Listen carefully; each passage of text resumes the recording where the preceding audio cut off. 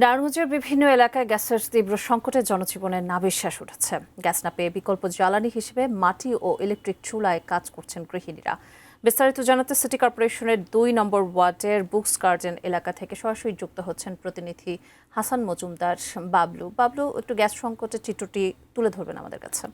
ইউসুফ, নারায়ণগঞ্জের বিভিন্ন এলাকায় কিন্তু গ্যাসের তীব্র সংকট রয়েছে, যার কারণে সাধারণ মানুষ সহ যারা গৃহিণীরা রয়েছেন তাদের মধ্যে জনজীবনে নাভিশ্বাস উঠেছে। আমি এই মুহূর্তে নারায়ণগঞ্জ সিটি কর্পোরেশনের ওয়ার্ড বক্স গার্ডেন এলাকায়। এই এলাকার পুরোটা এলাকায় আসলে গ্যাসের একেবারেই দেখা মিলছে না। দিন রাত ২৪ ঘন্টার মধ্যেও আসলে গৃহিণীরা ২৪ মিনিটেও তারা আসলে গ্যাস পাচ্ছেন না। আমরা একটু সাধারণ মানুষের সাথে কথা বলতে চাই, আসলে গ্যাসের যে সংকট চলছে আপনাদের কি কি সমস্যা হচ্ছে এবং এই ব্যাপারে আপনারা কোনো পদক্ষেপ নিচ্ছিলেন কিনা? আমরা প্রায় ১ মাসের উপরে গ্যাস সংকটে ভুগছি। ২৪ ঘন্টার মধ্যে ২৪ মিনিটও পাচ্ছি না। নারায়ণগঞ্জে যিনি ম্যানেজার আজাদ সাহেব, ওনার সাথে পার্সোনালি আমার কথা হয়েছে। আমি ওনাকে জিজ্ঞাসা করলাম যে গ্যাস ২৪ ঘন্টার মধ্যে ২৪ মিনিটও কেন আসছে না। উনি বললেন যে আপনার ওখানে প্রেশার যায় না, পাই না। তারপর উনি পরামর্শ দিলেন যে আপনারা গ্যাসের লাইন সারেন্ডার করে ফেলেন, যেহেতু আপনারা গ্যাস পাচ্ছেন না। আমি ওনাকে প্রশ্ন করলাম যে মাথা ব্যথার জন্য মানুষ মাথা মেডিসিন দেয়, মলম দেয়, সেখানে মাথা কেটে ফেলায় না। এবার আপনি যেটা বলতেছেন সেটা মাথা কেটে ফেলার কথা বলতেছেন, এটা তো হয় না।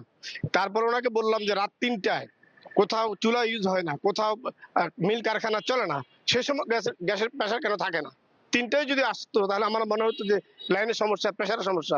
যেখানে রাত ৩টায় মানুষ গ্যাস পায় না, সেখানে তার মানে লাইন বন্ধ, সুইচ বন্ধ, ডিএসএলআর কাঠিটা পর্যন্ত জ্বলে না। ১ মাস যাবত সেই সংকট চলতেছে। এটা কি গ্যাসের স্বাভাবিক সংকট না, আমার কাছে মনে হয় সেটা কোনো সিন্ডিকেটের কারণে হচ্ছে, সেখানে অন্য কোনো মেকানিজম কাজ করছে, এটা আমার ধারণা। আমি সন্দেহ করি এবং আমার এলাকার মানুষও তাই মনে করে।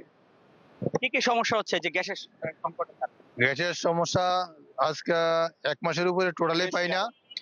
১ মাসের পূর্বে মানে মাঝে মধ্যে কিছু আসতো, কিন্তু আজ ১ মাস ধরে কোনো গ্যাসে আমরা পাইতেছি না। তারপরে আমি মৌখিকভাবে ওখানে কমপ্লেন করি, ওখানে গ্যাস অফিসে আমি আরো কয়েকজন নিয়ে তারপরে কমপ্লেন করি। ওনারা বলছে যে এখানে পর্যবেক্ষণে আসবেন, কিন্তু এই পর্যন্ত কোনো আসে নাই। কি কি সমস্যা হচ্ছে গ্যাস সংকটের কারণে? আসসালামু আলাইকুম।